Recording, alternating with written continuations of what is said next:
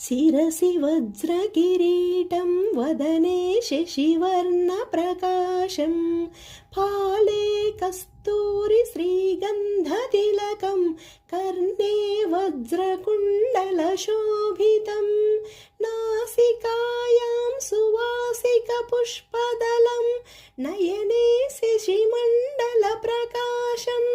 कण्ठे सुवर्णपुष्पमालालङ्कृतं हृदये श्रीनिवासमागमनं